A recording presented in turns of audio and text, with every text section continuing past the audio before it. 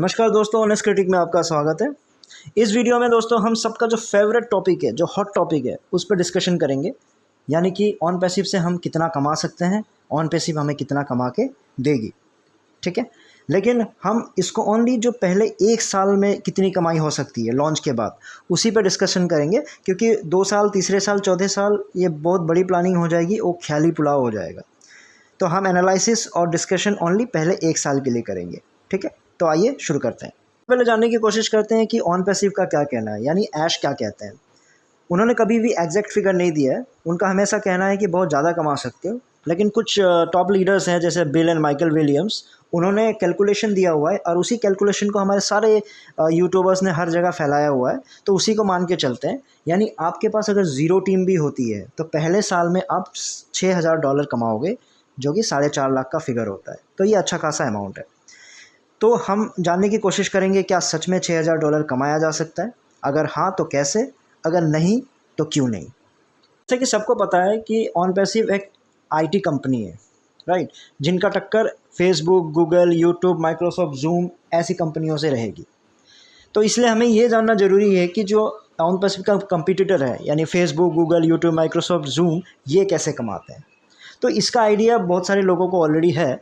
मैं फिर भी बता देता हूँ कि इनका जो मेन रेवेन्यू का जो सोर्स है वो है एडवर्टाइजिंग से इनके पैसे आते हैं, प्रोडक्ट्स बेचने से इनके पैसे आते हैं और सब्सक्रिप्शन से इनके पैसे आते हैं। ये 3 इनका जो बेसिक और सबसे इम्पोर्टेंट रेवेन्यू मॉडल है। यानी हमारे जो ऑन पैसिव है इनका भी सेम ही रहेगा, राइट। एडवर्टाइजिंग से कमाने की कोशिश करेंगे, प्रोडक्ट्स बेच के कमाने की कोशिश करेंगे और सब्सक्रिप्शन से कमाने की कोशिश करेंगे। तो यहाँ तक ठीक है। अब सबसे पहले हमें अपने कंपटीटर्स के बारे में जानना ज़रूरी है। उनका जो बेसिक इन्फॉर्मेशन है वो हमें लेके रखना होगा, तभी हम समझ पाएंगे कि क्या ऑन पैसिव ऐसे कमा सकते हैं कि नहीं। तो इन कंपनीज़ को लेके मैं कोई हार्डकोर डिस्कशन नहीं करना चाहता, एक जस्ट बेसिक एग्जांपल से शुरू करते हैं। पहले जानने की कोशिश करते हैं कि इन कंपनीज़ में कितने एम्प्लॉयज़ काम करते हैं। और ये क्यों जानने की कोशिश कर रहा हूँ, ये आगे के वीडियो में आपको बताऊँगा। तो गूगल के पास आज के डेट में 1,40,000 के आसपास एम्प्लॉयज़ हैं। फेसबुक के पास 60,000 के आसपास के एम्प्लॉयज़ हैं। माइक्रोसॉफ्ट के पास 1,80,000 के आसपास का एम्प्लॉयज़ है। जूम के पास 4,500 के आसपास का एम्प्लॉयज़ है।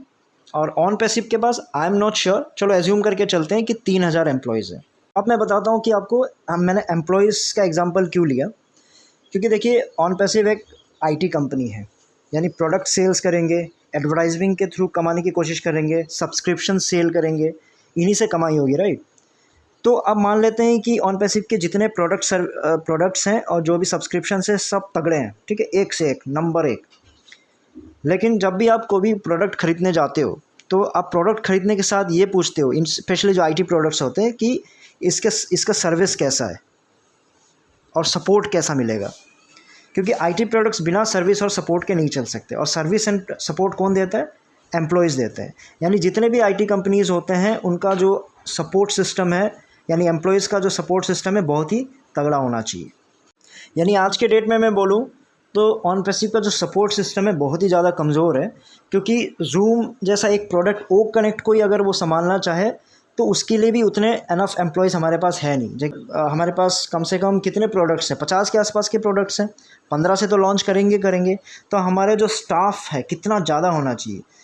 क्योंकि एक प्रोडक्ट $1 बिलियन की एक कंपनी है, लेकिन एक ये बोल देने से नहीं होता है, राइट। क्योंकि अगर एक प्रोडक्ट $1 बिलियन कंपनी है तो एक प्रोडक्ट के लिए हमें कम से कम एम्प्लॉयज़ भी उतने हिसाब से रखने पड़ेंगे। और ये मैं क्यों डिस्कस कर रहा हूँ? क्योंकि अगर फाउंडर्स को कमाना है तो ऑन पैसिव को कमाना पड़ेगा, राइट। और ऑन पैसिव को कमाने का जो मेन जरिया सेल्स है, और सेल्स के साथ सपोर्ट चाहिए होगा। तो पहले साल में तो आपको जैसे समझ आ गया होगा कि ये बहुत ही मुश्किल रहेगा ऑन पैसिव को पहले साल में बहुत ज़्यादा कमाना। क्योंकि प्रोडक्ट्स अगर बहुत ज़्यादा नंबर 1 भी रहा तो आपके पास सपोर्ट स्टाफ नहीं है तो वो मुश्किल रहेगा। तो धीरे धीरे लेके आएंगे ऑन पैसिव, लेकिन जब वो धीरे धीरे लाएंगे तो उसमें टाइम लगेगा, राइट। जो टाइम लगेगा, और मेरा डिस्कशन क्या है कि पहले साल में कितनी कमाई होगी।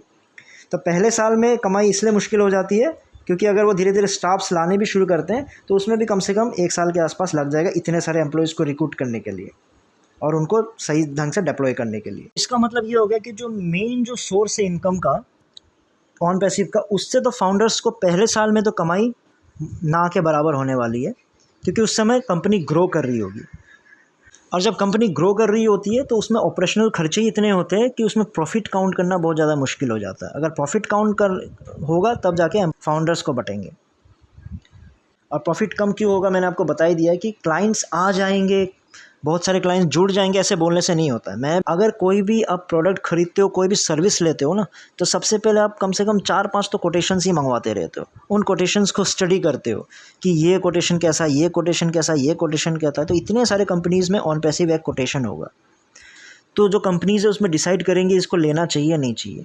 तो प्रोडक्ट तो बहुत बढ़िया लगा उनको, लेकिन जब वो देखेगा नहीं भाई इन केस अगर कहीं मान लो सर्वर कुछ इशू हो गया, कहीं पे कुछ डाउन हो गया, तब जो इसको सपोर्ट करने के लिए जो स्टाफ्स हैं वो है कि नहीं। अगर ऑन पैसिव के पास अपना स्टाफ नहीं है तो फिर क्लाइंट ये बोलेगा कि ठीक है आप पहले स्टाफ बढ़ा लो, सपोर्ट सिस्टम बढ़ा कर लो, हम डेफिनेटली आपके पास बाद में आ जाएंगे। तो धीरे धीरे वो ऑन पैसिव स्टार्ट करेंगे, लेकिन उसमें क्या हो जाएगा, टाइम लग जाएगा। सो दोस्तों, अब फाउंडर्स के पास दूसरा ऑप्शन ही बचता है जिससे उम्मीद की जा सकती है कि वो इतने पैसे, कुछ ना कुछ पैसे कमा लेंगे। ठीक है, अब उस पर डिस्कशन करते हैं। वो क्या है, वो जैसे हम लोग को बताया गया है कि ओवरफ्लो से आएगा, ट्रिपल आईडीज़ जनरेट होंगे, स्पिल ओवर होंगे, यहाँ से वहाँ और वहाँ से पैसा, यहाँ से पैसा, वैसे आएंगे, राइट। उसके पे भी डिस्कस कर लेते हैं। जो दूसरा तरीका है उससे पैसा आएगा नहीं आएगा, उसके लिए हमें पहले एक एजम्पशन करना पड़ेगा कि फाउंडर्स टोटल कितने होंगे लॉन्चिंग के दिन। ठीक है, मान के चलते हैं कि 15 लाख फाउंडर्स हैं, तो हमें ये जानना पड़ेगा कि जो स्पिल ओवर मिलेगा, इधर से पैसा उधर से पैसा जो मिलेगा, वो कमाई से तो मिलेगा नहीं, क्योंकि उसके लिए तो टाइम लगेगा। और स्पिल ओवर से कैसे मिलेगा, तो उसके लिए हमें ये जानना पड़ेगा भाई स्पिल ओवर से पैसे कहाँ से आ रहे हैं, राइट। वो आपस में हमने जो ऐश के पास जो पैसे डिपॉजिट किए उन्हीं में से ही देना पड़ेगा ऐश को। तो हमें ये जानना पड़ेगा कि ऐश के खाते में लॉन्च के दिन कितने पैसे होंगे। चलिए इसका एक रफ़ कैलकुलेशन कर लेते हैं। 15 लाख फाउंडर्स होंगे लॉन्च के दिन, सब ने 7,000 के हिसाब से पेमेंट किया होगा। मैं जीएसटी इंक्लूड नहीं कर रहा हूँ क्योंकि वो गवर्नमेंट के पैसे हैं। तो 7,000 इंटू 15 लाख आपके बनते हैं 1,050 करोड़। और दूसरा कमाई जो ऐश को होगी वो होगी एक्टिवेशन से, जो 22,500 के आसपास होगी पर फाउंडर, इंटू 15 लाख, यानी 3,375 करोड़, जिसका अप्रॉक्सीमेट हम मान के चलते हैं 3,400 करोड़ यहाँ से एक्टिवेशन चार्जेस से मिलेंगे। यानी टोटल लॉन्च के दिन ऐश के पास जो अमाउंट रहेगा, पैसा रहेगा, वो है 4,400 करोड़। ठीक है, यहाँ तक आपको समझ आया, यानी जो प्रिंसिपल अमाउंट है। अब इन्हीं पैसों को तो बांटा जाएगा ना, बोनस हो और जो स्पिल ओवर हो, कैसा भी हो, इन्हीं को ही डिवाइड किया जाएगा। अब मैं ये मान के चल रहा हूँ कि जो ऐश ने अभी तक 1 रुपया खर्चा नहीं किया उन पैसों में से। ठीक है, अभी तक के जितने खर्चे हैं वो अपने पॉकेट से कर रहा है, जो कि मुझे डाउट है फिर भी। अब एज्यूम करते हैं हम कि उस दिन लोगों की उम्मीदें बड़ी बड़ी होंगी कि मुझे इतना मिलेगा, उतना मिलेगा। तो मैं बहुत ज़्यादा बड़े सपने नहीं दिखाना चाहता। सिंपल सा एक मैं आपको बता देता हूँ कि सबको मान लो 10,000 रुपये मिलते हैं। ठीक है, बल्कि ये सुन के तो भाई स्टार्टिंग वाले पागल हो जाएंगे, भाई 3 साल से वेट करो 10,000 मिलेंगे। मान के चलते हैं 10,000 मिलेगा सबको। तो 10,000 भी अगर मिलेगा तो 15 लाख फाउंडर्स है, तो 15 लाख इंटू 10,000 अगर सबको बांट दिया जाए तो 1,500 करोड़ तो ख़त्म। बच गए कितने, 2,900 करोड़। और ये जो 2,900 करोड़, ये तो कंपनी के खाते में एकदम होने ही चाहिए, क्योंकि कंपनी को आगे बढ़ना है, आगे चलना है। तो बैकअप पैसे जब तक नहीं होंगे तो बहुत ही मुश्किल होगा, क्योंकि इमीडिएट इनकम कोई भी बिज़नेस में वैसा नहीं होता कि आप आ गए और छा गए। तो इसका रीज़न मैंने दे दिया है कि कितने भी बड़े बड़े कंपनीज़ होते हैं वो डायरेक्टली प्रोडक्ट्स ऐसे ही मन में आके नहीं ख़रीद लेते हैं, वो पूरा रिसर्च के बाद ही लेते हैं, तो उसमें टाइम लगेगा। इससे ये बात तो एकदम क्लियर हो जाती है कि जैसे कि बहुत सारे फाउंडर्स इस सोच में हैं कि जैसे ही लॉन्च हो जाता है तो उनको इतने पैसे मिल जाएंगे कि वो अपने आईडी को उस पैसे से एक्टिवेट कर लेंगे, या फिर वो अपने पैसे अरेंज करके अगर एक्टिवेट भी कर देते तो वो पैसे उनको इमीडिएटली वापस मिल जाएंगे। तो वो कम्प्लीटली इम्पॉसिबल है। ठीक है, आप खुद सोच के देखो, आपका इन्वेस्टमेंट 9,000 प्लस 25,000 होगा, 34,000 के आसपास, 34-35,000 के आसपास का होगा। अगर वो पूरा का पूरा पैसा आपको वापस ही दे देगा ऐश, तो फिर ऑन पैसिव के पास क्या बचा, कुछ नहीं बचा। भले ही स्पिल ओवर हो, कहीं से भी आ रहा हो भाई, पैसे तो इन्हीं में से बांटा जाएगा ना। तो उतना अमाउंट तो आपको मिल ही नहीं सकता ना वापस, जितना आपने पेमेंट किया उतना मिल जाएगा, फिर ज़ीरो ही हो गया। देखिए, ट्रैफिक अपना रोल करेगा डेफिनेटली, लेकिन देखो ट्रैफिक एक मार्केटिंग है। ट्रैफिक किसी को कंपेल नहीं कर सकता, ज़बरदस्ती किसी से सामान नहीं खरीदवा सकता। वो आपको चीज़ें समझा सकता है कि भाई आप अगर जीन्स पैंट देख रहे हो तो अगर लिवाइस के बारे में देख रहे हो तो आप ऑन पैसिव का जीन्स भी देख लीजिए। ये जो एक सजेशन करता है जो ट्रैफिक है, ठीक है। अब ज़बरदस्ती वो ऐसा नहीं है कि एआई टेक्नोलॉजी है वो निकल के आ जाएगा और बोलेगा भाई ख़रीदो और बहुत ज़्यादा कंपलसरी है, वो पॉसिबल नहीं है, राइट। तो वो कम्प्लीटली कंज्यूमर पे डिपेंड करेगा। तो सिर्फ बहुत ज़्यादा ट्रैफिक आ जाने से सेल्स हो जाएगा, उसका भी कोई लॉजिक नहीं है। अब दूसरा प्रॉब्लम इसमें ये आता है कि ऐश को अब क्या करना होगा, बोनस देना पड़ेगा। और बोनस किनको देंगे, जिन्होंने लोग जोड़े हैं। यानी असली कमाई वही करेंगे जो लोग जोड़ के ला रहे हैं, उन्हीं को कमीशन दिया जाएगा। बाकियों को किस बेस पे देंगे, कहाँ से पैसा निकाल के देंगे, राइट। आपको क्लियरली फिर से बताता हूँ, स्पिल ओवर यहाँ से आएगा फ्लो, वहाँ से आएगा फ्लो, कहीं से भी फ्लो आ रहा हो, फ्लो से मतलब नहीं है, पैसा कहाँ से आ रहा होगा। कमाई तो 6-7 महीने तक तो होगी नहीं, क्योंकि प्रोडक्ट्स अचानक बिकेंगे नहीं, यूट्यूब जैसा अचानक फेमस होगा नहीं, ठीक है, टाइम लगता है। अब तो बचे कौन से पैसे, ऐश का घर का पैसा तो नहीं मिलेगा ना। जो जमा हुआ फाउंडर्स के पैसे, उन्हीं में से थोड़ा थोड़ा बांटा जाएगा। लेकिन कैसे बांटा जाएगा, आप खुद सोच के देखो। 10,000 के हिसाब से 1500 करोड़ ख़त्म हो गए। 20,000 भी चले गए तो 3,000 ख़त्म। और टोटल बैलेंस है कितने बैंक अकाउंट में, 4,400 करोड़ ही है ना। तो ऐश बहुत समझ के उन्होंने ये डिसीजन लिया, और ये लेना ही पड़ता है कि ये जो मैट्रिक सिस्टम है, लेवल सिस्टम है, ये ख़त्म कर देते हैं, ठीक है। ये कोई प्री प्लान नहीं था, बल्कि उनको समझ आया कि भाई ऐसे तो कैलकुलेशन से पैसे बचेंगे ही नहीं अगर हम बांटने लग जाए तो, ठीक है। तो ये बोला जाता है एमएलएम नहीं है, हम ऐसा नहीं करेंगे, हमने बहुत अलग सोचा हुआ है। बल्कि जब कैलकुलेशन किया गया तो मैट्रिक सिस्टम से लोगों को पेमेंट बांटने लगे तो पैसे हो जाएंगे ख़त्म, क्योंकि जो पैसे मिले हैं उन्हीं में से ही बांटना पड़ेगा। क्योंकि आप खुद सोच के देखो लॉजिक क्या है, कहाँ से पैसे आएंगे, राइट। सपना देखना सही बात है, कैलकुलेशन तो कीजिए ना उसका, कहाँ से पैसा देगा। कमाई कोई भी बिज़नेस 6 से 7 महीना लगता ही लगता है, ठीक है।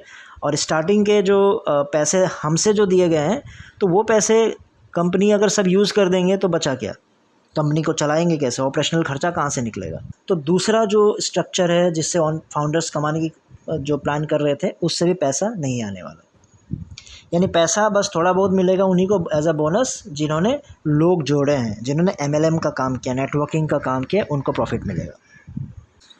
तो मेरा जो कंक्लूजन है वो ये है कि पहले साल में जिनका तो ज़ीरो टीम है, उनको अपना जो प्रिंसिपल अमाउंट, जो इन्वेस्टेड अमाउंट है, उनका वो भी नहीं निकल पाएगा, ठीक है। आप ये वीडियो रख सकते हो, 1 साल के बाद जैसे लॉन्च हो जाता है, उसके 1 साल के बाद इस वीडियो पे जितनी गालियाँ देना दे सकते हो। लेकिन हाँ, आज के डेट में प्लीज़ काइंडली इसको अब कैलकुलेटिव तरीके से सोचिए, ठीक है। क्योंकि जो कमाई का मेन सोर्स है उसमें टाइम लगेगा, स्टाफ्स जोड़ने पड़ेंगे, 1 साल का टाइम लग जाएगा कंपनी को ग्रो होते होते। तो इतना टाइम में अगर जो कमाएगा भी तो स्टार्टिंग के थोड़े बहुत कमा लेंगे, जो बंदे लेके आएंगे, जो जोड़ेंगे। लेकिन मैं फिर मान के चलता हूँ कि एमएलएम नहीं है, तब तो आप जब तक एमएलएम लोगों को लाओगे तो ठीक है, आप कमा लोगे। वो एग्जांपल आप मुझे मत देना कि बाद में भाई मैं 10 लोगों को जोड़ दिया और इतने पैसे आएंगे, वो फिर एमएलएम हो गया ना। तो एमएलएम के पैसे का कैलकुलेशन नहीं कर रहा मैं, कैलकुलेशन कर रहा हूँ कि ऑन पैसिव जो पैसिवली जो काम करके देंगे, राइट, बिना कोई भी कुछ काम किए वो कैसे पैसा दे सकते हैं फाउंडर्स को, उसकी बात कर रहा हूँ पहले 1 साल में। तो पहला साल काइंडली रिक्वेस्ट है फाउंडर्स से, आप कोई बड़ा सपना ना देखें। 2021 से जो जुड़े हैं तो इनफैक्ट तो उनको तो कुछ नहीं मिलने वाला है पहले 1 साल में। तो आई होप आपको थोड़ा बहुत ये कैलकुलेशन समझ में आया होगा। अगर फिर भी नहीं आया तो कमेंट करके मुझे गालियाँ दे के वो क्वेश्चन पूछ सकते हो, तो डेफिनेटली मैं आपको क्लियर करने की कोशिश करूँगा। और मेरा कोई ये मोटिव नहीं था इस वीडियो बनाने का कि आपको डिमोटिवेट करना चाहता हूँ। मैं रियल सिनेरियो के साथ वो कैलकुलेशन बताना चाह रहा था कि कैसे कोई भी कंपनी कमा सकते हैं और क्या सच में $6,000 कमाया जा सकता है, ठीक है। तो इस वीडियो में इतना ही था, फिर नेक्स्ट वीडियो में नए टॉपिक के साथ आपके पास आऊँगा। तब तक के लिए टेक केयर, बाय बाय।